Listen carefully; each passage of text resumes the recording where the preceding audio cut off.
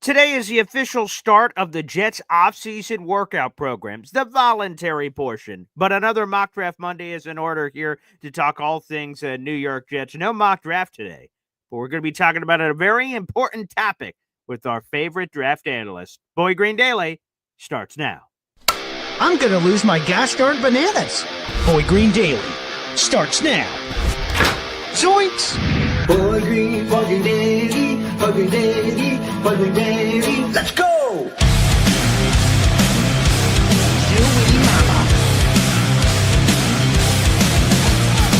Put your seatbelts on. Get ready for the ride. We're the freaking New York Jets, and we're built for this shit.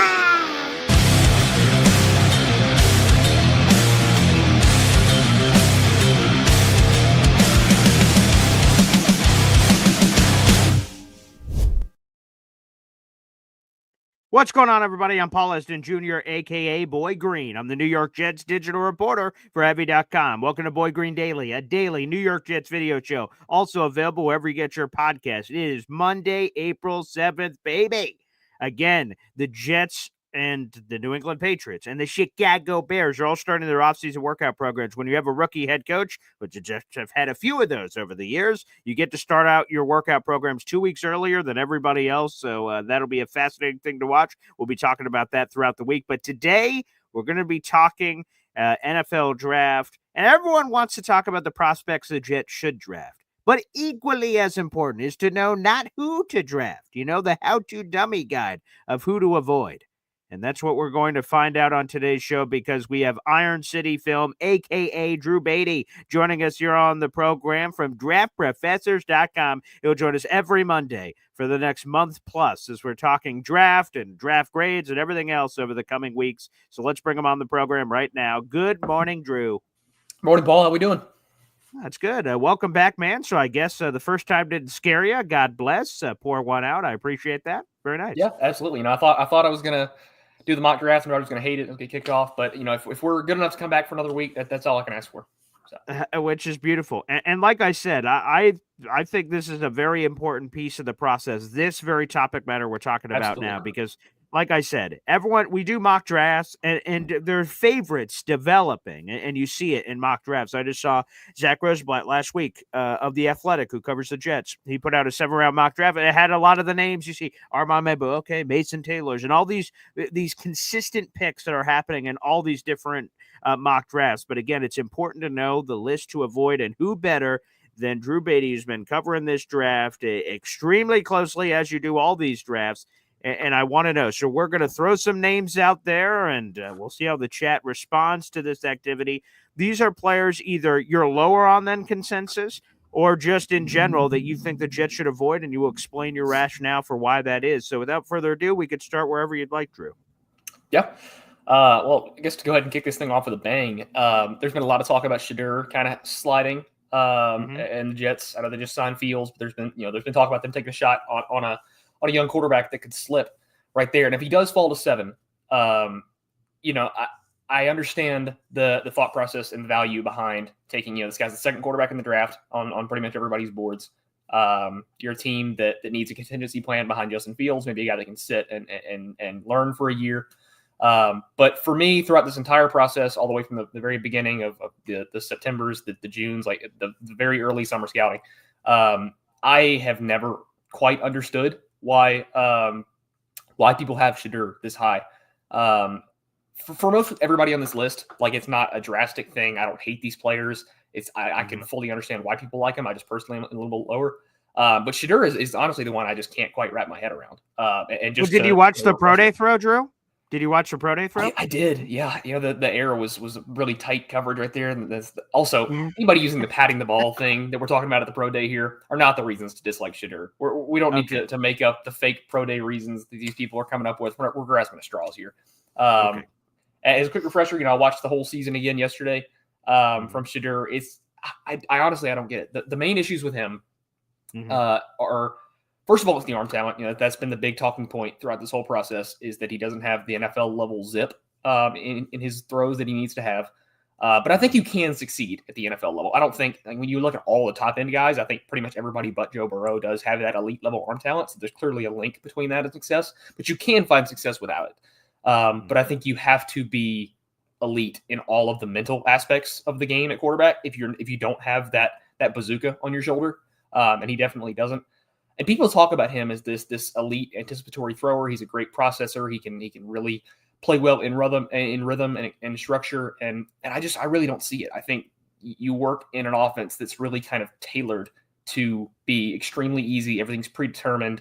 You're not really supposed to have to think through most things. And Shedeur is still consistently late. The eyes are really, really slow. He struggles to get to the backside of concepts. The throws are routinely out 2 to 3 seconds late with him. And that's not something you can afford when you have the lack of zip that he does. And I think that's going to lead to a really, really tough transition in the first year with Shedeur Sanders. But even that is not the worst problem. The worst comes in the pocket. I truly don't know that I've ever watched a quarterback with less pocket presence than Shedeur Sanders. The time to throw is it's like I hate to be this negative towards these guys. It's going to be all day this morning, but like it's bad. I think it was bad in college because the main reason is Shedeur thinks he's a better athlete than he is, and you consistently see him think that he can do the crazy, wacky, out of structure play extension and run away from these defensive linemen. He thinks he's more athletic than, and he wasn't, and that's in the Big 12. You can imagine when he's, if he were to get drafted to the Jets, you're going up against the, the edge rushers of that division. These guys are 10 times the athlete that he was playing at Texas Tech and Utah. So I think on all fronts, the transition is going to be very, very difficult for him. There's a lot of hills he has to climb. The time to throw is outrageous. I forget what the actual stat was, but it's way too long. He holds onto the ball obnoxiously long. And the other problem is he tries to escape out the back of the pocket, which is something you cannot do at any even if you're Lamar Jackson, you shouldn't do that at the NFL level. You're turning a 5-yard sack into a 17-yard loss, and that's just disastrous. Like I said, I think the mental aspects are being oversold. I don't think he's quite as good as people say on the mental front. Now, just not to completely drag it, he is extremely accurate. The touch and the ability to layer over the middle of the field is really impressive. That's not something that comes around often. But honestly, I think the positives kind of end with the ball placement. So I think that's something that even with the value of the second QB in the draft sliding to 7, this is a 1 quarterback class to me. Past Cam Ward, I would not draft any of these guys. All right, so let's do this. So if Shedeur falls, and to address the context of what you said, excuse me, Shedeur's been sort of all over the place. There have been people that were early in the process that, Cleveland or the Giants for sure. And then as this process has sort of evolved, the latest that we've heard is, and as you mentioned last week, it's obvious Cam Ward's going to the Tennessee Titans, number 1 overall pick. Cleveland is taking one of Travis Hunter and Abdul Carter, and the Giants, the latest is they will take whoever is remaining, which, by the way, excites me greatly. F the New England Patriots. I don't want them getting served anything on a silver platter, so that would be real nice. I'd appreciate that. But with that being said, let's say Shedeur, right? So he falls through that top 3, and he somehow ends up on the board for the Jets. Do you, and maybe you've already answered this, Drew, with your analysis, but do you believe if he's there at 7, another team somewhere will be convinced that Shedeur is something and that they'd be willing to trade up with the Jets? Because that's what Jet fans have said, who, even if they don't want Shedeur, they're in your camp. They've said some of the things you said. They're like, well, somebody's going to want him, and that's a perfect opportunity for us to trade back. Do you believe someone would be willing to trade up for Shedeur Sanders, the quarterback out of Colorado, if he was on the board at 7 for the Jets? See, that's a great question. I think that there's always a market for somebody trying to trade up for quarterback. Somebody is always desperate to save their job when it comes to making a splash move at quarterback. Now, I do think, it's in this class especially, it seems like everybody you talk to is just wanting to trade back. It takes 2 to dance. Like not a lot of teams are looking to trade up in this draft class, but if Shedeur were to start sliding, I think teams know New Orleans is probably there's a good chance New Orleans takes that shot if Shedeur falls to 9. So you're gonna have to jump them, which increases the likeliness of a trade to 7. I mean, there's I don't know that Pittsburgh would be looking to move up because they don't have a ton of capital, but that's a team that could use a shot like that. There's a decent amount of teams in that late teen slot in the draft that are quarterback needy and could look to jump New Orleans to try to get there. And I think moving back in this first round is best case scenario for every team, pretty much. Because there's just the top end talent is very thin in this class, so moving back is always a good move in a class like this. Yeah, always takes two to tango. Every Jets fan favorite trade is a trade back, but almost every year. So we'll see if that is even possible. So it's so Shador makes your list of like, I would avoid that if I was the green and white of the New York Jets, and I agree because again, I want Justin Fields to get his shot. And if you take any quarterback at 7, Shador or anyone for that matter, the clock immediately starts ticking on Justin because he knows he's no longer the guy. He will inevitably, at some point in the future, get replaced. So I want Justin to have a chance regardless of who that quarterback is. All right, let's go to next on your list. Who is on this avoid list for the Jets? Yeah. And this is a guy that I have not heard a lot of smoke recently with the Jets. I don't think Ted McMillan from Arizona is a possibility for them at 7. That's not something I've heard really anything on, but just with how much buzz he's gotten in the top 10, I feel like he deserves a mention. And the media started to catch up on where the league is, I think, on him. I think there's honestly a bigger chance he falls to the 20s or maybe even out of the first round than it is that he goes in the top 10. Oh, wow. Okay. I don't know that he falls past a wide receiver needy team in like the mid to late 20s. Like somebody's going to pull the trigger, but I don't think it's out of the question. But for me with Tet, and there's another receiver who has a lot of these same knocks later on this list.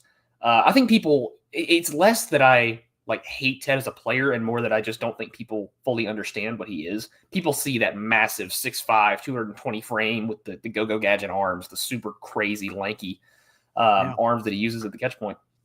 And they immediately, you body type him and immediately see, oh, that's a huge guy. He's going to play X receiver. He's going to be that massive Mike Evans, Drake London X receiver. And I don't think that's Ted McMillan's skill set. When you watch him, I think he's a guy that doesn't really use the physicality that his frame would suggest at the line of scrimmage. He's a guy that really, really struggles with press man coverage. And as fluid as he is at that size, he's a good athlete. But as far as like top end speed goes, I don't think he's a guy that really has the top end speed to vertically separate against like NFL level boundary corners. I don't think he's the best separator in the world. I think, again, very awesome at the catch point. The movement skills of that size are pretty rare. Great after the catch.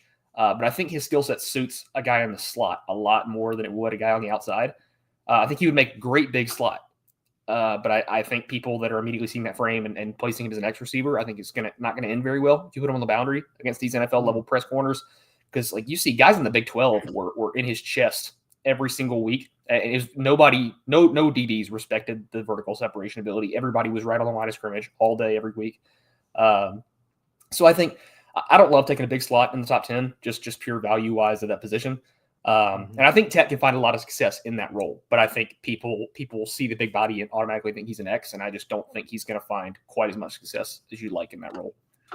Yeah, that'll whether it's live or after the fact, as people replay this that don't get up early or watch the audio or hear, the audio only version. There is a tater tot McMuffin, as they call him in the Jets fan base. They are massive fans of Tet McMillan. It's sort of divisive though, and I'm sure we'll get into other prospects that he's battling with later in Jets fan land. But there is a section of Jet fans who absolutely love Tet McMillan and want him considered among the top possible options there at 7. I am not one of them, but hey, different strokes for different folks. So I like that. You're picking some you're picking some needle moving names here for the New York Jets that have been in conversation before. So okay, Shadur's on the list. Tet McMillan, offense. Okay, what's next? Yeah, we're going to keep the offense going here, and this is one that's probably the biggest name Jets-wise on this list, or the one that's been linked the most, and it's Tyler Warren for Penn State. And I don't want to, again, it sounds, with the theme of this show, it's going to sound like I hate Tyler Warren, and that's not the case at all. I still have a first-round grade on Tyler Warren. I think he's very good. I just think that he's been a victim of the media trying desperately to make this draft class more than it is. You have a draft class that's just not as exciting. It's flat out not as exciting as recent years. You don't have the blue chip prospects at every position. Tyler Warren is a very, very average first-round tight end prospect. People have tried to make him the Brock Bowers of last year, say that he's on that same level, and I think that's unfair to both prospects, honestly. It's unfair to both Bowers and Warren. I don't think he's anywhere near that level. Now, if you were the Jets, or if I was the Jets GM, if I was dead set on taking a tight end at 7, and I just – no other positions where I had to take a tight end to put in this offense, I'm taking Colson Loveland 10 times out of 10. He is my tight end 1. And I think there are like so many of the positions in this class. I don't really know why this happened because I think it's kind of unique to this draft class. It's like every position has been flipped like on the opposite of what it should be when we get these prospects.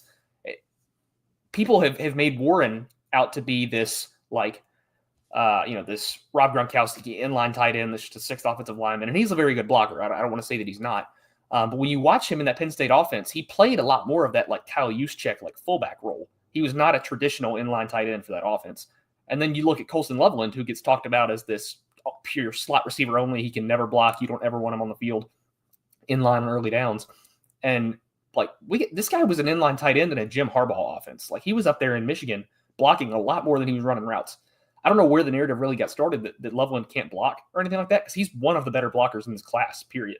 I think he's much more of a traditional inline guy than Warren is. Also, that's not a popular opinion. That's kind of got, like I said, he's the power slot guy for some reason, but I think he's a pure like textbook inline wide tight end. I think he's one of the best route runners and most polished advanced route runners I've ever watched at the tight end position coming out. I would have no problems taking him at 7, to be honest, if I was the Jets. I don't think it's going to happen, but I wouldn't have any problems doing it. So again, not to say that I hate Tyler Warren. I'm a little bit lower on consensus. People have kind of ran with him being like a top 10 player in this class, and I don't necessarily agree with that, but I do still like him. Good Lord, have mercy. Okay, Drew, the takes are cooking this morning, which are tasty.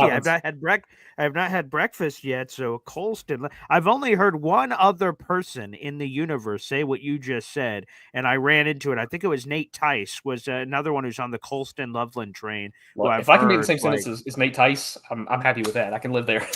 Yeah, I'd imagine so. One of the best in the biz. He was the other one that says that.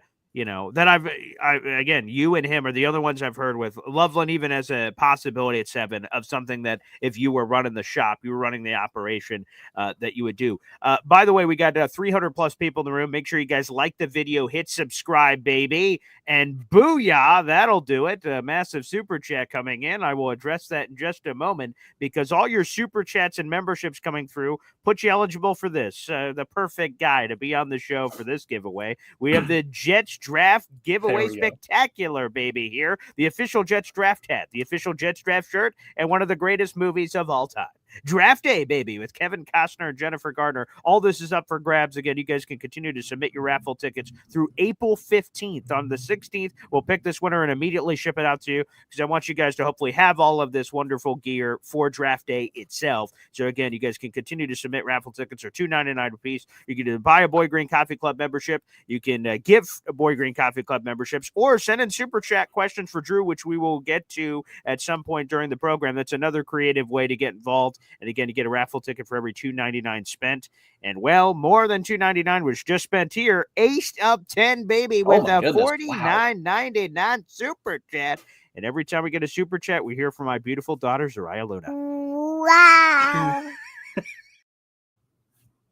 Perhaps the only proper reaction. Good Lord have mercy. Ace up 10 has arrived. Good morning, BG. Happy Mondays, everyone. What's this Genty at 7? That's bogus. No way. Screaming at the top of his lungs. I feel like Membu or Warner if we don't trade out of 7. I know we're in the middle of this prospects to avoid list here, but let's go over to one that created some buzz on Sunday. Rich Cimini of ESPN wrote in his piece that based on Aaron Glenn's comments at the annual league meetings, of course it's smokescreen season, so take whatever you will for what it is, that Glenn was basically asked a straight up question on Breece Hall, and he said, yeah, Breece Hall is nice. Hey, by the way, did you know we have all these other running backs in the running back room? And everyone went, wait a second, does that mean? And then Rich Cimini in his piece said, if Ashton Genty's on the board at 7, the Jets, just as a possibility, sort of was kind of speculating about it, they could flip Breece Hall and take Ashton Genty and go crazy. So Ace of 10 will add this to your raffle ticket total in just a moment. But throwing it over to you here, Drew, Ashton Genty to the Jets at 7. I asked Trevor Sikkema about this last week on our live show, like, as this is a possibility, and he totally shot it down, said they were going to be completely reckless. The Jets have a bunch of other needs to address, but I throw it over to you, Drew. What do you make of this Genty at 7, Buzz?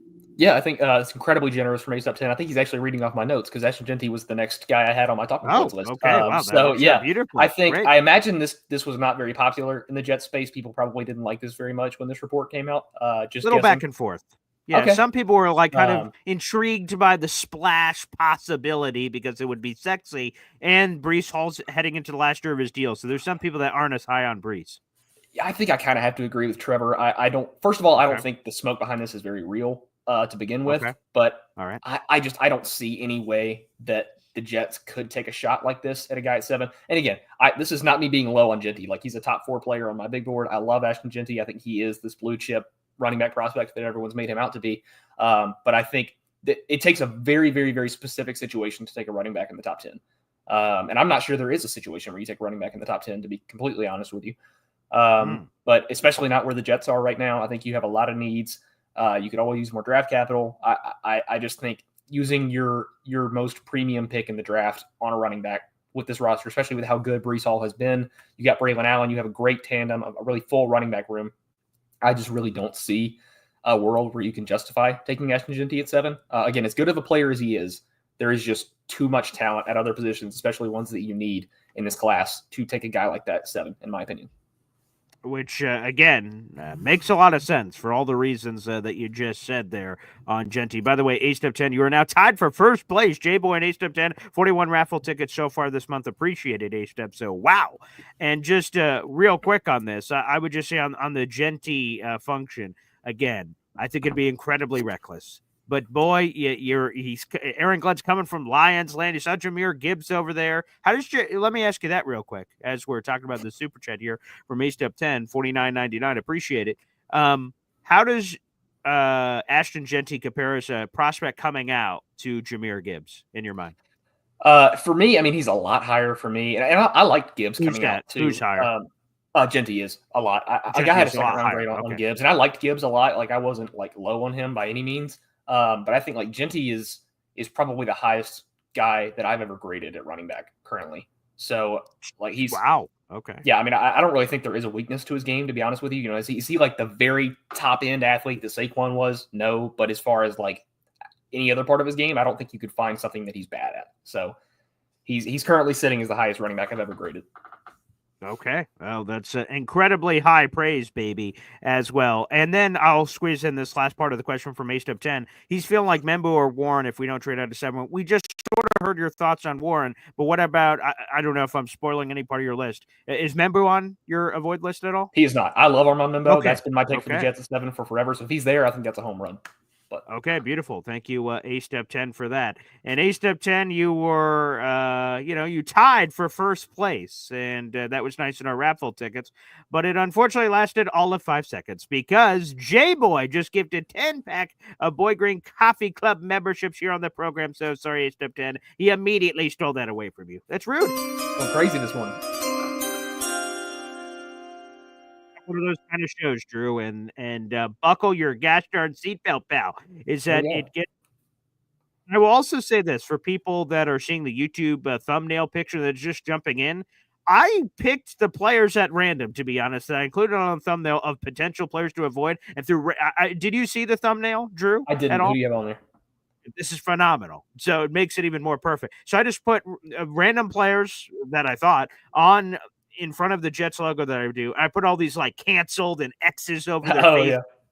And it was Ashton Genty, Shedeur Sanders, and Ted McMillan. So, wow. How about that? Boom. Look at that. The gods are saying something nice. It must be. I don't know. So worked out absolutely perfectly. So thank you, gods, for allowing that to happen. So 10 Boy Green Coffee Club memberships and one of these.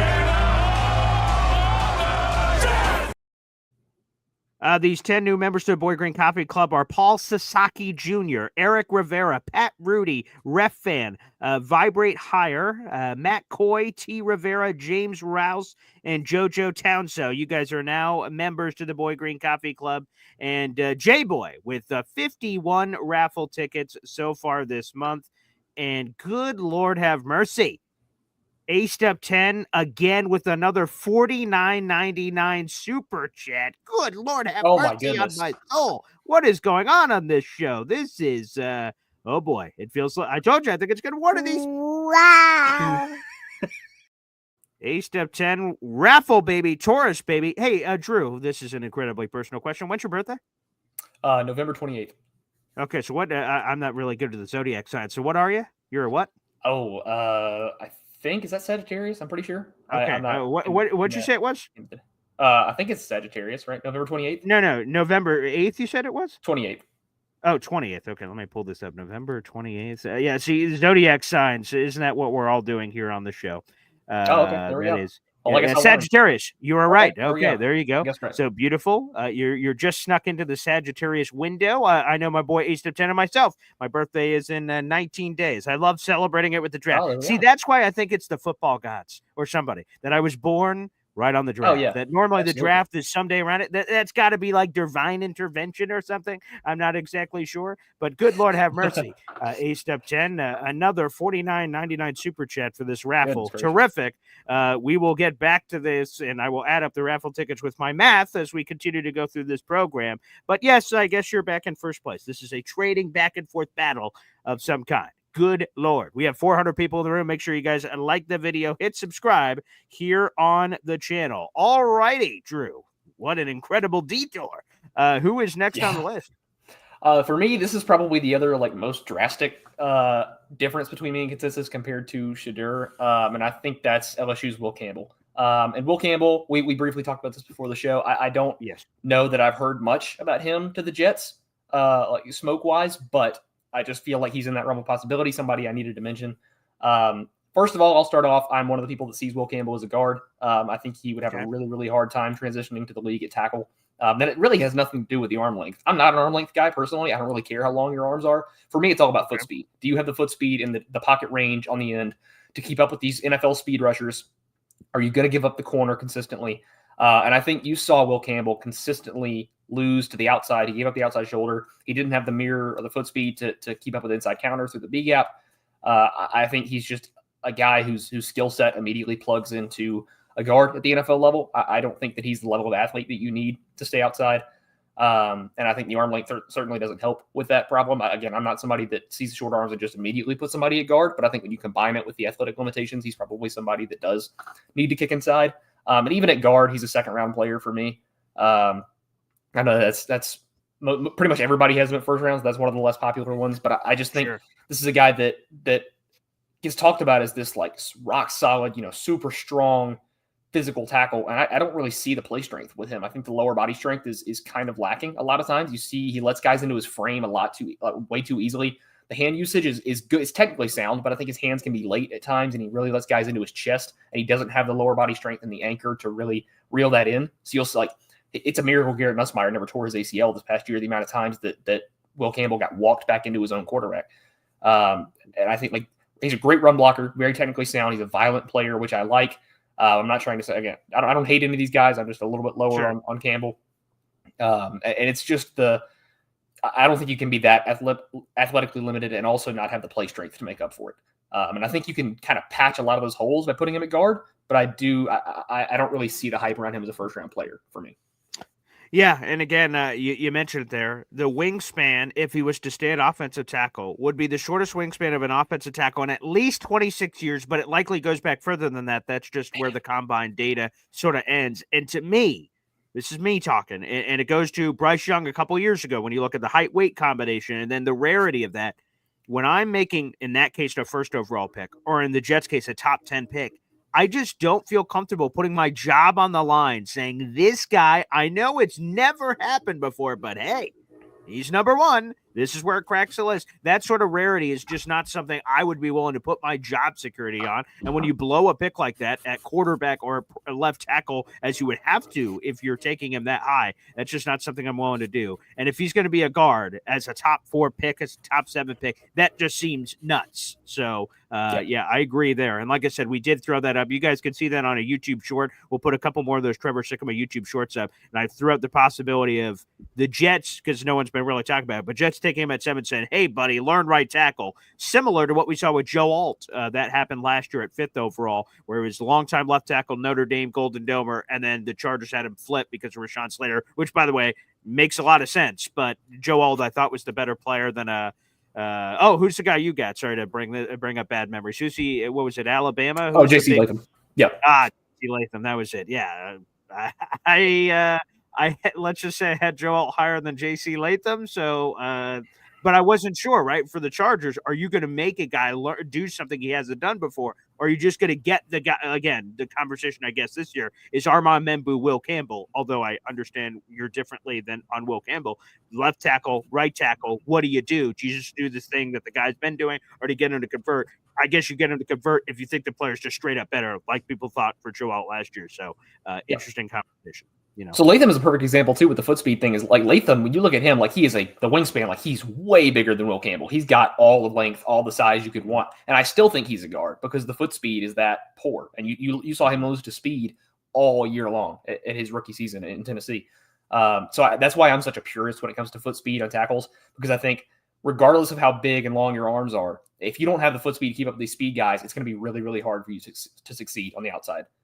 Regardless of how strong you are, regardless of how big your arms are, if you don't have the foot speed to keep up with these really fast NFL speed rushers around the corner, you're just not going to be able to survive. Fair enough. Yeah. By the way, for the raffle ticket update, real quick, A-Step 10, you have 58 raffle tickets. J-Boy, you have 51. And I feel like every time I announce this, I set off potential bombs or grenades that could be going off. But that is the current update that's happening there. So interesting on Will Campbell. Okay, who else do we have on the list here, Drew?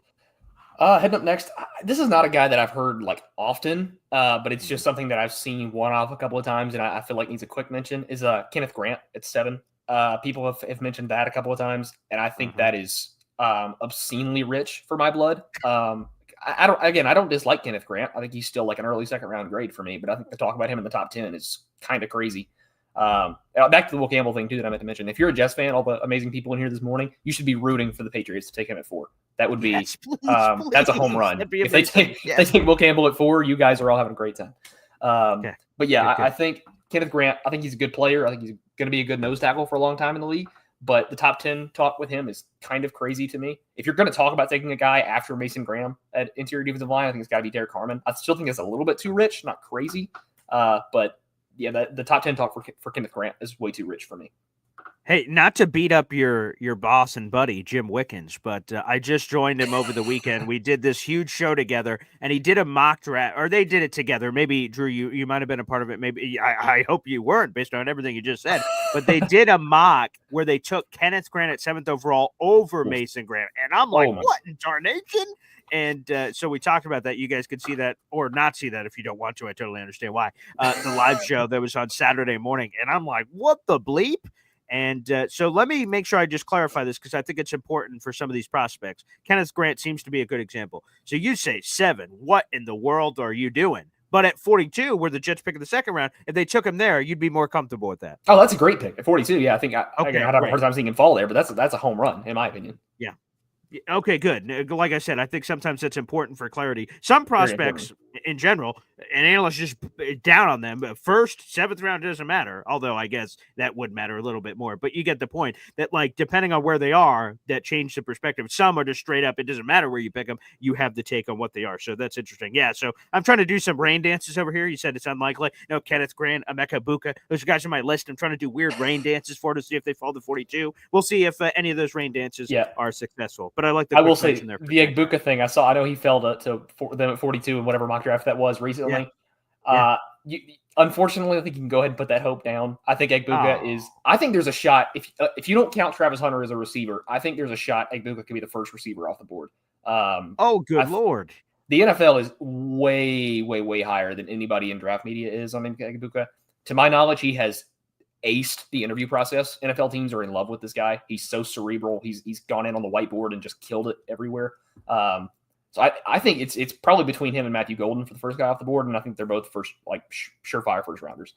Well, thank you for crushing my hopes and dreams, Drew. I hate to do that, but I figured it's better to do it now than like right on draft day. Fair enough. That makes a lot of sense. All right, let's go next on our list. Yeah. Again, I wanted to hit one edge rusher in this class. And overall, I'm incredibly high on this edge rusher class. I think there's a lot of great players in here. There's not a lot of guys that I hate. And again, I don't hate this guy. It's just the talk of him. He's been a guy that gets talked about at 35 for the Titans as an edge rusher. And I think he's been mentioned a couple times at 42 for the Jets. And that's Arkansas's Landon Jackson. And I don't think Landon Jackson's a bad player. I just think that the second round talk is a little bit rich for him. And I'm not really sure why it started to resurge like it has the past couple of weeks.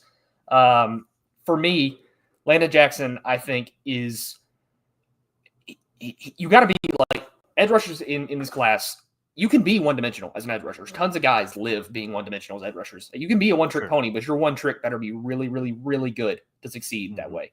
And Landon Jackson only has one trick in his bag, and I don't think it's good enough to live on in the NFL. When you watch Landon Jackson, he's got this cross chop is the only thing that he wants to use. And it's a good cross chop because it's the only thing he's used for his 7 years in college or however long he's been in there. And like, it's good. I understand why he uses it so much because it works. But the problem is you see a tackle that is patient with their hands and doesn't lose cross chops, and he just doesn't have another move to go to. So he gets shut down. I feel kind of disingenuous telling a guy who's 6'7" to just bend. Like, I understand that's not easy for guys that are that tall to do, but he's stiff as a board. There's no flexibility in Landon Jackson. He really struggles to have any sort of bend around the corner. He's a great run defender. I'll give him that. I think he's going to find a lot of success on early downs as a rookie. I just don't think he has the pass rushing ceiling that you want for a guy talking about taking that early. But out of this whole edge class, I think he's probably the only guy I would dislike at 42 out of the guys that are being talked about in that range. So, Drew, I just love how you're just hitting the right notes, and you don't even know you're hitting the right notes unless you're just watching a ton of Boy Green Daily content, which, by the way, I appreciate. That puts bacon on my table. We have a Boy Green Coffee Club member, part of our YouTube group, that is an Arkansas fan. And we have a Discord, where we get to talk beyond the Boy Green Daily Show, where people get to basically text me and talk to me and everything else. And they said, guys, my boy at Arkansas, Landon, he's the guy. He just brought him up this week. So it's hilarious that he that he cracks your list here. This has been so poetic in a lot of ways. Yeah, I got to say, though, overall, these Arkansas guys in this draft are awesome. I love so many of these Arkansas players. It's literally just Landon Jackson. Like, if you're like Isaac Tisla, I don't know if we mentioned that name. He's a smaller guy, like later in the on day 3, like early day 3. That's a guy I'd love for the Jets. I mean, that's a height, weight, speed guy, 6'4". He ran like a 4 like high 4.3s, low 4.4s. Crazy athlete. He is not being talked about at all, and he's like an early 4th round grade for me. So I love Isaac Tisla to put some Arkansas love back out there after keeping on Landon Jackson for a minute. And the other guy that I stirred some controversy up with my mock draft on last week when I passed on him, and this is Iowa State's Jaden Higgins. And I know this is a guy that's been very, very popular in Jets land. Quite. And I want to preface this by saying he's probably the guy I like most on this list. I don't hate Jaden Higgins by any means. I have an early 3rd round grade on him. So I don't think 42 is that much of a reach by any means. I don't dislike that pick. I just think for a lot of the same reasons I mentioned about Ted McMillan, he's important to talk about on here because I think he is the exact same way. You see a guy that's 6'3", 220 pounds, whatever he is, huge, great athlete, massive frame. You automatically think he's this X receiver, right? The big guy, prototypical X frame. You're going to stick him on the outside to be your big body target. And again, I just don't think he has the skill set that suits a guy to play X receiver. I think if you're taking him to play big slot, like with Tech McMillan, he's a guy that can find a ton of success there. He's a great athlete in the short to intermediate level, incredibly twitchy. He sinks his hips really well for his size. He's got a lot of rare movement skills for his size. But like I said, he didn't have very many reps against press man coverage in college, and the few that he did have didn't go very well. I don't think he has the top end long speed to really separate against vertical guys on the boundary, like I was saying with Tet. And I don't think it's the whole like looks like Tarzan plays like Jane thing that everybody's talked about forever. For a guy that is 6'3", 230, like he is so incredibly soft at the catch point. He doesn't fight through contact. He hates being touched by DBs at the catch point. He's a guy that should be throwing them around like they're not even there. He should be ragdolling guys, especially in the Big 12. And you look at his teammate, Jalen Knoll, who's 50 pounds lighter and like 3 inches shorter and is fighting like a junkyard dog at the catch point. So if you could just flip like their attitudes, I think Jaden Higgins would be like one of the best receivers in this draft. But I think he's so big and plays so small that I think he works better in the slot and is somebody I'd take a little bit later on day 2. But I do still really like Jaden Higgins overall. It's funny how polarized that guy is. So Connor Rogers and Trevor Sikkema, they just dropped on their NFL SC episode last week, their final wide receiver running back rankings. And I haven't finished the episode completely, but I believe Connor Rogers has Higgins top 6 on his board. I think he's 6th on the list. And then, but Trevor had him like top 15-ish or something. So yeah, either way, like it just goes to show you that there's varying opinions. By the way, speaking of Arkansas, I just want to make sure we got this comment in. It came at the beginning of the show. Wrong Verb said, I remember wanting us to draft Reggie Bush and Darren McFadden, and I just have to reveal this crush I had so bad because Boy Green Daily did not exist back in 2008.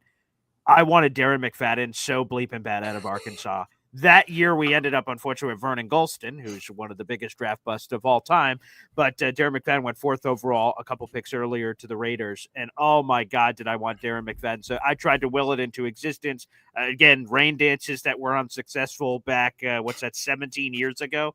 Oh my goodness gracious, Darren McFadden, Mr. Home Run Hitter himself. So pour one out. And talking about Arkansas, perfect place. Just to thank you, Wrong Verb. I remember that. Good times. I was 3 years old, so I wasn't quite analyzing film yet. But I'm sure they were great players from what I've heard. I wasn't quite there in person to grind the tape, but that's okay. I appreciate that with the silvers and the beard, and I have interns now every semester at my radio station. When I get interns, I was born in 2003, and I'm like, 2004. I got memories before 2004. Excellent. Anywho. I'm sure we have a couple more names on your list here, Drew. Let's go through them. So I'll get to the tight end position here because that's been a big one.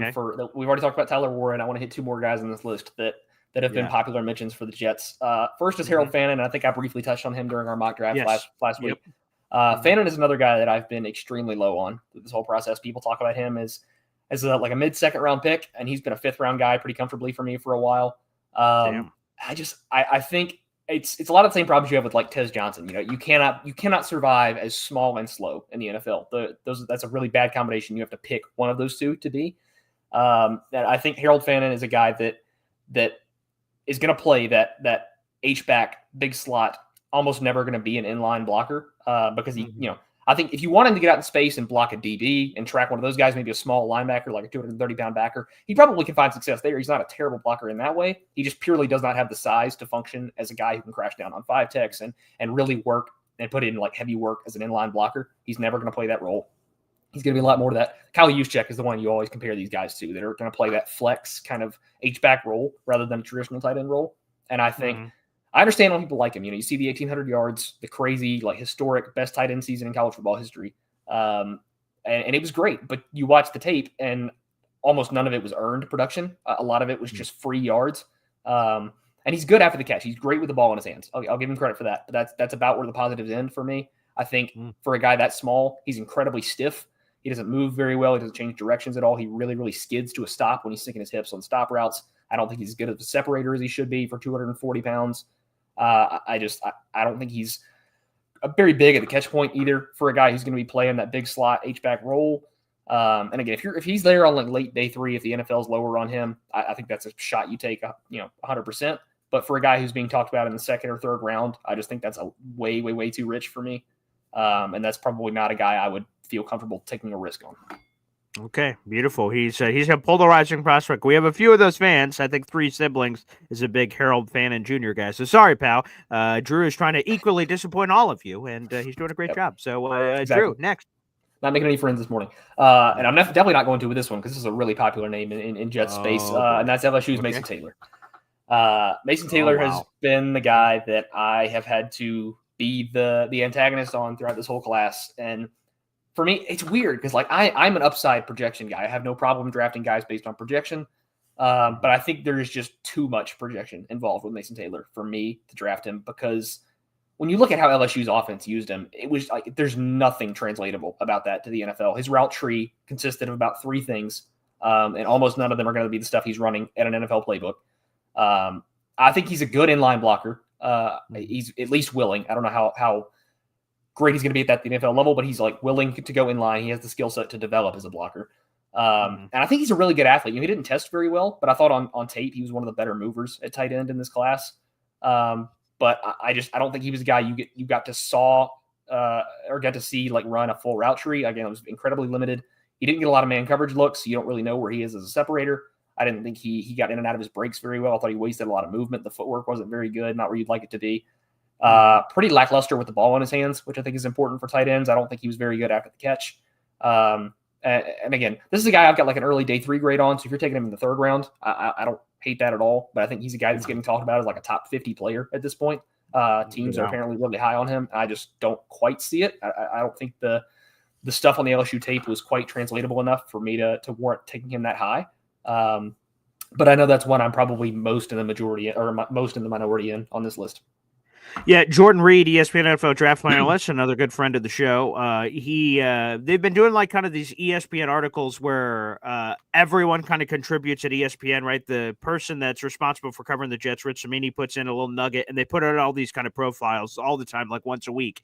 And like, hey, what needs are still remaining heading into the draft? Draft analyst, hey, who could they take at whatever pick? And Jordan Reed over the last couple of weeks has said Mason Taylor at 42 is the pick, and I'm like, woof, okay, here we go. That's because before, earlier in the process, he could be had in the third or fourth round. Now apparently he's got to be like this top 50 pick. I'm like, holy friggin' crap! So that's a high price to pay for what you'll be getting there. All right, I don't know how many more names you have on your list, Drew. This but is actually the last one. So great. We'll knock out the last one right here. This is the one I put out my receiver rankings. They picked up like a ton of traction on Twitter or X for whatever reason.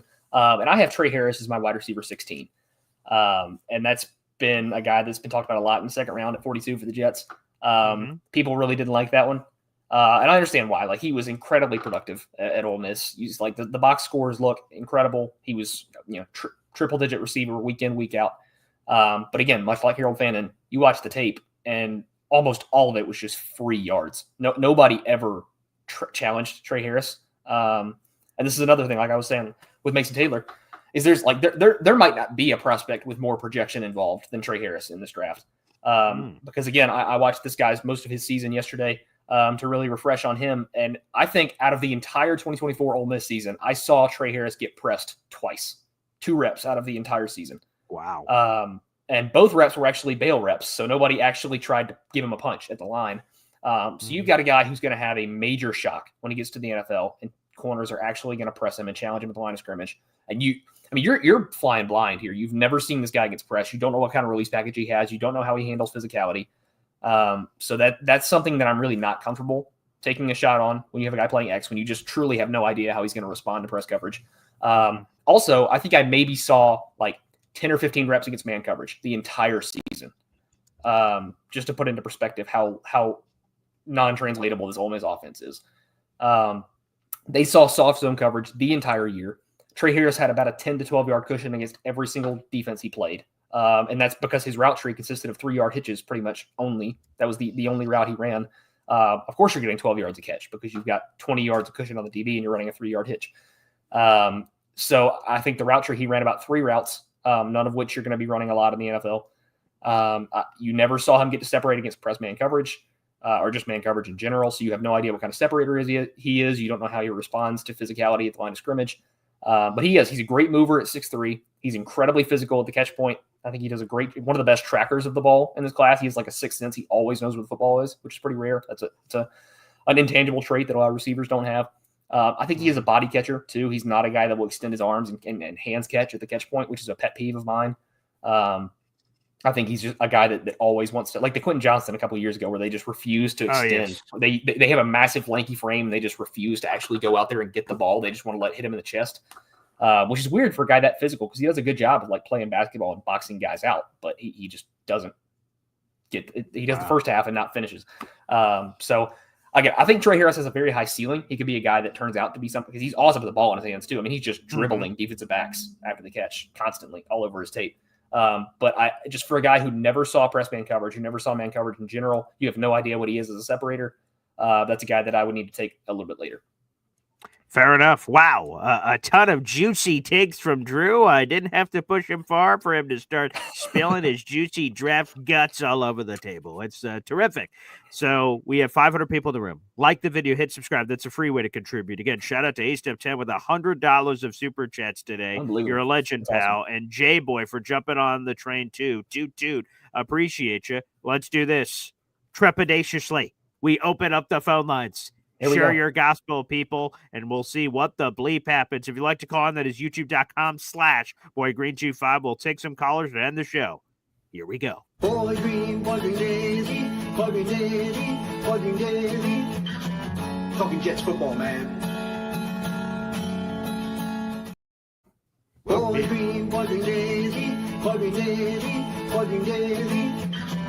Talking Jets football, man. Boy Green Daily, Boy Green Daily, Boy Green Daily. New York Jets Football Club.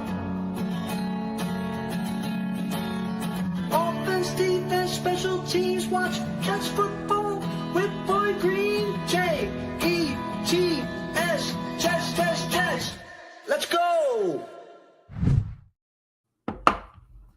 All right, there you go, baby. Thank you, Ep, for singing our song. Again, the phone lines are open. That's youtube.com/boygreen25. You're watching on Facebook, Heavy on Jets, my employer. God bless. Thank you very much. Twitter at boygreen25. We appreciate it. But the most optimal way to enjoy the show is on YouTube, baby. That's where you could call into the program. And it's been a hot second since I've seen this individual call on the show. But let's welcome back the legend, Southern Jet Rich. Welcome back to the program. What's up, buddy?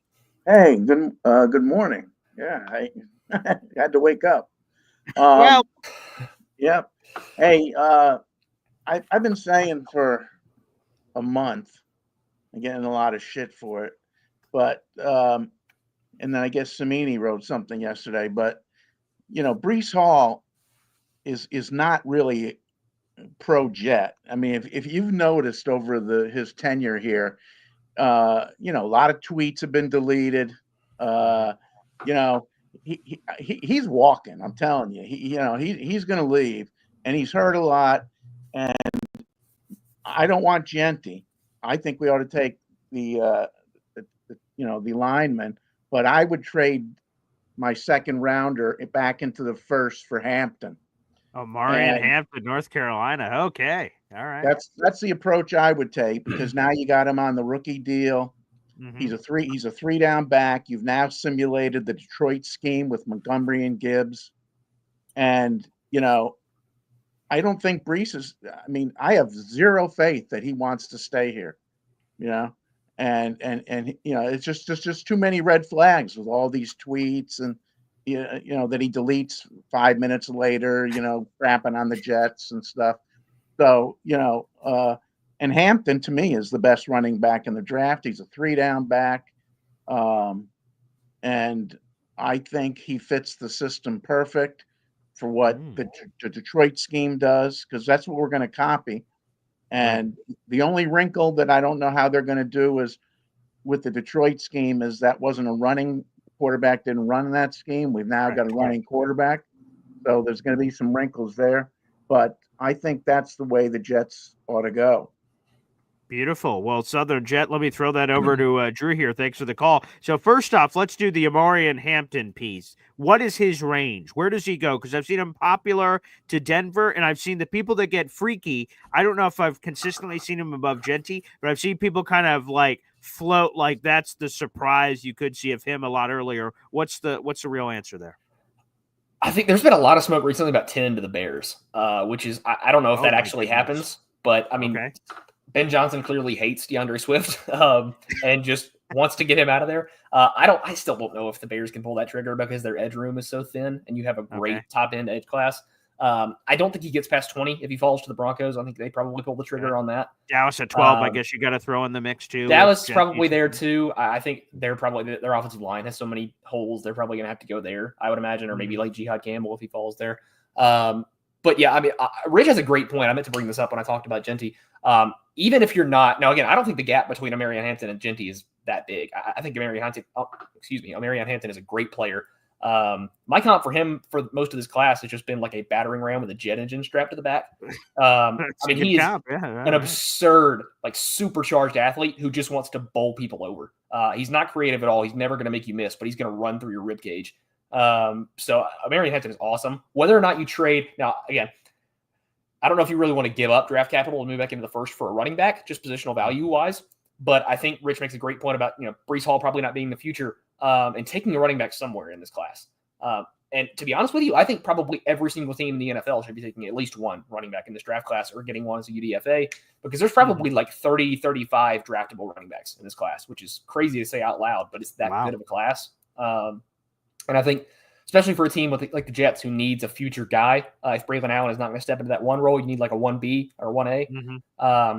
Getting one on like early day 3 or maybe even in the third round, if you feel comfortable doing that, like a Damian Martinez out of Miami, I think would be a great target. I'm somebody that's incredibly high on him. But there's Caleb Johnsons, there's TreVeyon Hendersons, you could list like 15, 16 running backs that you could take on early day 3, late day 2 in this class. I mean, it's just littered with great running backs. So I think you absolutely have to leave this class with one guy who could turn into a 1A or a 1B. I fully agree with Rich on the point of taking a running back in this class. Over the last 2 years, Omarion Hampton has over 3,000 rushing yards. So, yeah, I think that's worth noting. And a shout out to Southern Jet Rich. I haven't heard like anyone talk about Omarion Hampton, but I sort of thought about it the other day when I was asking Trevor about the Genty stuff. I'm like, the guy I didn't tell him this. It's just running around my brain. And boy, if the things that ran around my brain always came out on air, where would we be right now, for God's sakes? But no, I went like, we haven't talked about that at all. Could that be like, AG going F this? And we're like, what the hell? Because we're trying to predict what the surprise is. Because when you have a new regime taking over that you have no experience with, what is that? I think that's always, again, to me, a curious question. All right, let's keep going through the questions here. Everyone, thanks for calling in. We got 530 people in the room right now. Let's go to Johnny Boy next here on the show. What's up, Johnny? BG, good morning, sir. What's going on, Drew? How you holding up, man? Pretty good. How are you, man? Chilling, living the dream, as they say. Yo. So, quick question. I didn't see if you really went over the safeties. I didn't mention anybody on here because honestly, I really like the safety class. There's not a guy that jumps out to me in the safety class that I would hate the Jets drafting. Now, I don't know that I love any of the safeties at 7, but if you're taking a guy at 42, whoever falls there, like I took Xavier Watts in our mock last week. But there's really not somebody in the safety class who I'm like a lot lower on the consensus. I think this is a great safety group. And that's what I was saying. Like a lot of these, because I know everybody's talking about the first couple of picks and everything, but I'm talking about more of the picks that we need to hit in like round 3, round 4 that should come in and be starters from the jump. And I think a couple of positions. So I wanted to get your thoughts on like linebackers and safeties that I feel like we need to kind of really have that conversation because, I mean, is Quincy going to be here for the long haul? We don't know that Quincy Williams, right now. Yeah. The safety room, right? We don't have that strong safety because we have Cisco who's playing free safety. Are we going to go ahead and draft? And then I love the fact that you talked about the running backs because I feel like there's a lot that's out there now. I know the Genty conversation that a lot of individuals are talking about with Brees Hall. Now, I think it's a giant reach, if I'm being honest with you, at 7 for a running back, right? Because I just think that there's a big class of running backs that we could potentially get. Scattenbo is out there, one of those gadgety type of players that fits what Detroit had before. I mean, that's a 4th, 3rd rounder they're talking about. He might possibly go where I would love to have that guy because I don't know if Brees is going to be here for the long run, if I'm being very honest with you, because this is not a playoff year. This is not a Super Bowl year, and dude might walk on us. And then we're just here caught with our pants down all over again. Because, I mean, I'm not going to franchise tag him. If I'm going to franchise tag somebody, it's going to be Sauce or Garrett Wilson or whatever. But I wanted to get your thoughts in regards to the safeties and linebackers who are potentially could be there for us later on for us to have as maybe starters or potentially take over the role of Quincy if there's something get done. Appreciate you guys. Thanks for the question, Johnny Boy. And real quick, I'll just say, starting safety is certainly on the board to pair with Cisco. Tony Adams, he's going to come back on that cheap restricted free agent tender. At off-ball linebacker, obviously the Jets just invested $45 million into Jamin Sherwood, but Quincy Williams' future is up in the air. He's the other starting linebacker right now at off-ball. So, throw that over to you, Drew. Yeah, first of all, Sherwood is he was like one of my top potential free agents. I think that was a home run signing from the Jets. Sherwood is awesome. He's an incredible player. He doesn't ever get talked about. I think he's so under the radar. He's an awesome rangy coverage linebacker. And in general, there's a lot of like position groups in this class that people talk about being really deep, like the tight end class being really deep and the linebacker class being really deep. And those are ones that I really don't agree with. I'm not particularly high on this tight end class. I don't love this inside linebacker class either. And nobody talks about the safety class. And I think the safety class might be one of my favorite groups of this whole class. Like I said, I didn't bring anybody up on this list today because I just love all the safeties in this draft. And as far as linebackers go, the reason I'm a little bit lower is because I think you have probably 5 guys at the very top that are going to go in the top 2-ish rounds. And after those guys, it falls off a cliff. So you have Jihad Campbell, who's going to be a top 12-ish pick. You have I don't see Jalen Walker as a linebacker. He's an edge for me. You've got Carson Swessinger, who's going to be like an early second-round pick-ish. I think he's pretty good. Demetrius Knight's going to be like a top 50-ish guy out of South Carolina. I think he's a really good run-fitting linebacker. You've got, like, people have talked about Barrett Carter. I think he's a guy that I'm a lot lower on than most. I think he's kind of a pure blitzer. I don't want him in coverage pretty much ever. And I think there's one other linebacker name that I'm not pulling out of the top group off the top of my head right now. But honestly, like with how many needs the Jets have, and I'm somebody that kind of does believe in the positional value of inside linebacker being a little bit lower. There's some guys on day 3 that I take a shot at. Like I like Shamar James out of Florida. I don't know if he's too redundant with Sherwood because they're both really rangy coverage linebackers. But I probably would not take a linebacker high in this class if I were New York. I think because there's a really good linebacker class next year in 26. But as far as safeties go, like if you're looking at late, like if you don't get Xavier Watts at 42, like I talked about last week, like Andrew Makuba out of Texas in the 3rd round is a guy that I really, really like. I don't know how athletic he is, how rangy he is, but he's a guy that'll come down and knock your lights out in the box. He's a guy that's incredibly disciplined in coverage. He's got great trigger in the run game, great eye discipline. He's incredibly technically sound. I think he's a guy that can come in on day 1 and play as a starter. And a guy that doesn't get talked about out of Virginia is Jonas Sanker. He's a guy that never gets mentioned. He's a prototypical box safety build. He's damn near a linebacker. But he's a guy that's incredibly rangy, great ball skills. One of my absolute favorites. And if you're going even later on day 3, I won't get too into the weeds, but a guy that actually never gets talked about is Iowa State's Malik Verdon. And he's a guy that I've comped to a former Jets star, Jamal Adams. I see so much Jamal Adams in Malik Verdon's game. They're both guys that play really close to the line of scrimmage, but they can play deep, incredibly rangy. I think Verdon's probably better in coverage than Adams was, but they're both great blitzers, and he is the hardest hitter in this class. I mean, he will knock somebody's lights out. So this safety class is awesome, and I think they should probably leave with at least one. I will just say, depending on what year you would have said, that's true. That's favorably true. to Jamal Adams. Some Jet fans are like, yeah, now. That's true. It didn't end very well. He was great for a couple of years.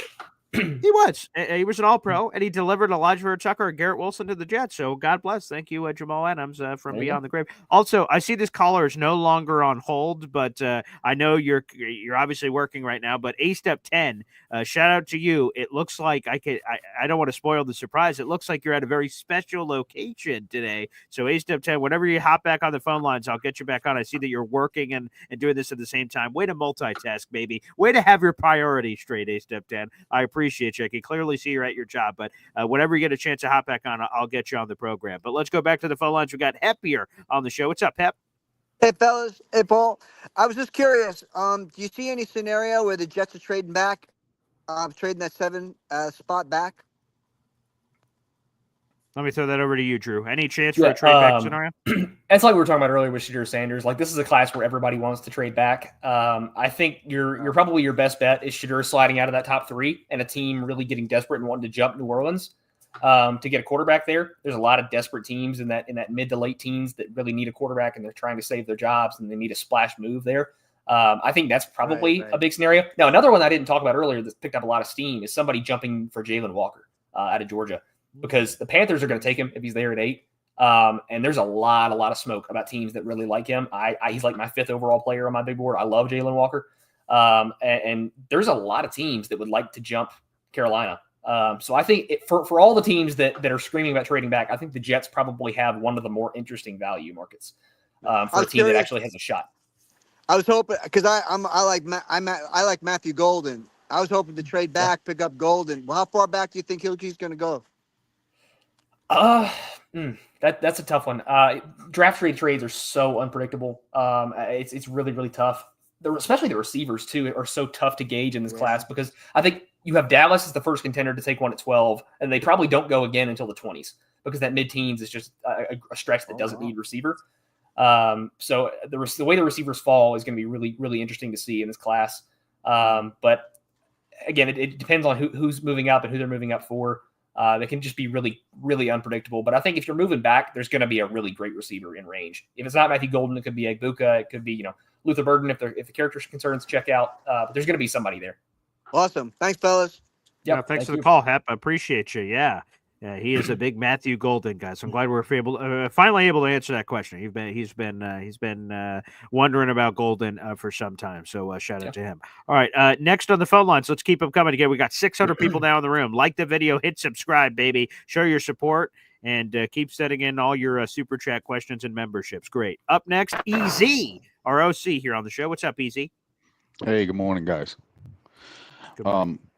Not so much involved with the draft, but what do you think about just a straight up trade to get some draft capital maybe for next year?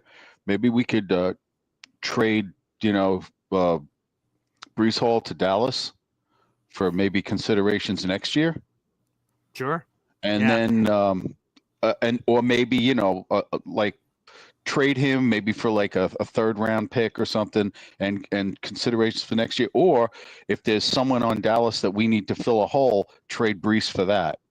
What do you think about that scenario? Yeah, because, I will say I agree with Richie that he's not going to be here, and I don't want to lose a guy and get nothing in return like we did with DJ Reed. Right. Yeah, I mean that would be just a travesty. I agree. Player for player swaps are rare. Now, it happened in a great way for the Jets a couple of years ago. The Jets traded Louisville slugger Calvin Pryor straight up for Demario Davis to bring him back to the Jets, and he had a Pro Bowl season. And we traded a draft bust for, another guy. Wait, is Demario Davis also an Arkansas guy? Is my memory serve me correct? I'm about to do that a discount double check.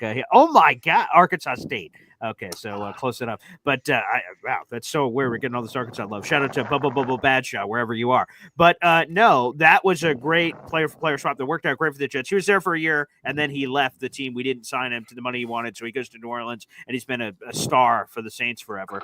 So that's rare, but I like the thought process. And Drew, you could comment on this part of it.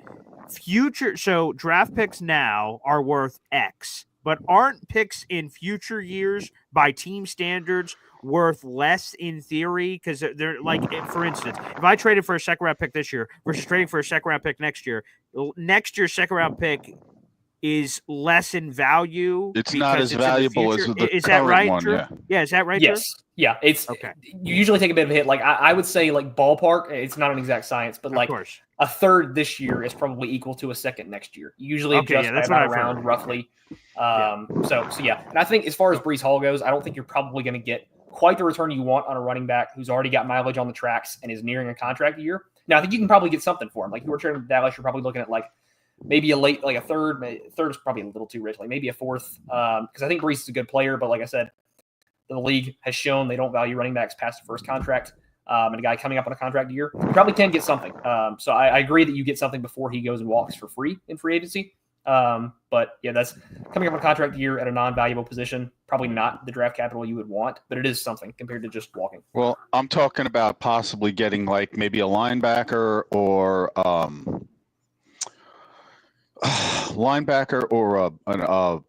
a tight end or something like that from another team that really needs a decent running back to fill a hole, a starter for a starter kind of thing. I'm just wondering who's out there that would want Brees Hall that has something that we could use right now. Right. That would be it. And for me personally, if I'm going to trade Brees, unless, again, the Demario Davis thing shows you anything is possible. But for me, I'm probably trading him for the draft pick because I'd rather have Terrence Ferguson, as a random example, him on 4 years of rookie control cheap, then, I'm glad that I pulled one that, tickled the fancy of one Drew. Like, I'd rather have him on 4 years of rookie control as a mid-round pick than who the hell is the tight end? Oh, my God, my dad's going to kill me as a Cowboys Is there a way to work out a sign and trade Yes. with a team? Do a sign and trade with a team so that they know that they're not just getting a rental for a year and a half or 2 years. Do a sign and trade with the understanding that he's going to the other team. This way, we do the negotiate. We take care of all the hair on the lollipop for him, and then they just get the guy, and then they'll give us maybe a second rounder next year, which is going to be very valuable for possibly trading up if our quarterback situation is not as advantageous as we hope it is. That's a good question. We're going to need capital next year as a contingency, just in case Justin Fields is not the the answer, basically. I mean, I think he's going to be an upgrade over what we had, but is he going to be the long-term answer? That's why I've been saying in the past messages, we should try to build draft capital as much as we can for next year's draft as a contingency just in case. And I think this regime is smart enough to know that, you know, other regimes don't think enough ahead. And I really think we should try to prepare, like the old green bean thing, trade a lot of shit and get 9 second-round picks, like when we did a mock draft a couple of years ago. You know what I'm saying? Just make sure that we're in a really good situation for next year's draft, because that's the one where you can make or break a team. Yeah, I agree, and that makes a lot of sense. So thanks for the call, Easy. The only thing I'm going to be honest I didn't get is Gator said it. Hair on a lollipop. I don't think I've ever heard.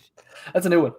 I'm not even quite sure what that means, but I would say the sign and trade in theory of like a guy about to be a free agent and you trade him, that's more NBA than NFL. But I understand what you meant is that, hey, if I'm trading a guy in last year of his deal to Dallas, so you use Dallas as the example. You trade him to Dallas. Dallas is like, well, we didn't just trade whatever asset for Brees to be, because he's in a contract year in 2025. He's set to be a free agent in 2026. If they want to trade for him because they believe in him, they immediately hand him the 2 or 3 year deal because he's eligible for a contract at whatever money they agreed to. Yes, that makes sense all the time.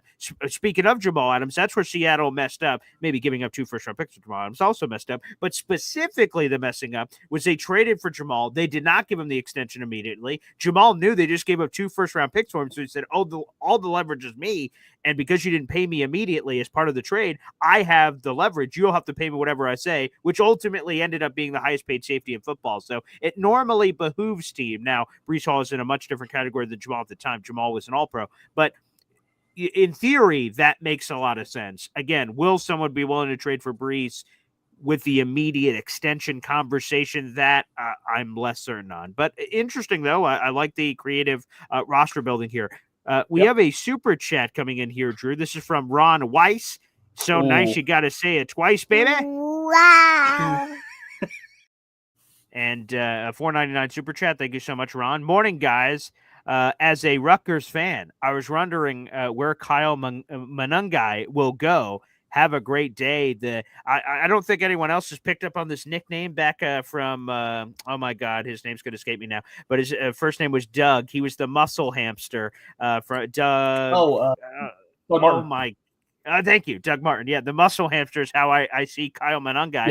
Yep. What do you make of him? That's a fun one. I'm really glad. I appreciate the super chat, Ron. That's a great shout because I love Kyle Manungai. He's a guy that's getting talked about as like a mid to late day 3 running back. He's probably going to go later, and I think that's more just like the inflation of a running back class this good, where like guys that are really talented are just going to get pushed down because the position group is so strong in this class. But Kyle Manungai is one of my favorites that I've watched. I mean, he is a guy that had to make a lot out of nothing. A lot of Rutgers, there were not a lot of holes from that offensive line. Now, I love Holland Pierce, but the rest of that offensive line was not very good. But Manungai, incredibly physical, one of the strongest running backs in this class. Like you said, the muscle hamster type thing. Not the biggest frame in the world, but man, he's just like a loaded spring. He runs so low to the ground and he's just going to explode through somebody's chest. And also the most underrated part of his game, he's one of the best pass in this whole class. Oh my God. He is looking to an eliminator. Yeah, he's going to dislocate your jaw in pass protection. I mean, he's going to take heads off. He's going to have an incredibly long NFL career because everything Manungai does well is stuff NFL teams value for a decade. It's not something that's gonna run out with athleticism as he ages. So Manungai is like your journeyman, just rock solid, good at what you need running back. He's going to be incredible value for whatever team takes him on mid to late day 3. And I think he's going to play for at least a decade in the league. That last comment you just made is exactly what I was just going to say. That's just a guy that you feel confident is going to play for a decade in the National Football League with his skill set. And just amazing. So thank you so much, Ron, for the super chat. You got yourself a raffle ticket for this and some change. Again, you are just, let me make sure I have it here, just another $1 away. Ronnie, you don't have to do it today. Just make sure you do it before we get to the 16th of April so you get another raffle ticket, and you're only $1 away from that. I appreciate it, Ron. And Ron saying, hair on a lollipop open for Kiss in the 80s at the Garden. Beautiful. Wow. That's good to hear. I think he's just pulling our leg, but nonetheless, Ron, appreciate you. Drew, oh man, this was an awesome show. Great questions, great comments. Oh man, this was amazing. So again, I can't wait. We're getting closer and closer to the draft, and I guess we can make this announcement too because we talked about it this past week. we are doing our live draft stream from 8 o'clock till after midnight. It's going to be 4+ hours of live stream. Special guests joining us all over the place. We're going to have Jets legend Jericho Cotchery on the show to talk about his draft day story. That's awesome. Oh, yeah, that's going to be amazing. And move over to Jericho Cotchery. We're going to have Drew Beatty, baby. He's going to be joining us on the live stream I'll be there to give us the temperature of the draft. We're going to try to shoot for Drew to be there in about the middle of the draft to recap a lot of what's happened and what is still to come. Obviously, the Jets pick will be made by then. Will the Jets be trading back into round 1 for some running back or something? I don't know. Perhaps that could be on the docket as well. So, Drew, it's been awesome to get to know you and have you here on the show, and I can't wait for that live show. That's going to be pretty epic. Yeah, thank you so much, Paul. Thank you to everybody who was here this morning, all the amazing Jet fans in here. Just so much fun to talk about the draft these next few weeks. All right, make sure you follow him at Iron City Film, baby. I love all the conversation he puts out there on social media. A real hoot. Thanks for all the questions, everybody. And again, we'll be back on tomorrow morning for Boy Green Daily. Take care, everybody. We'll see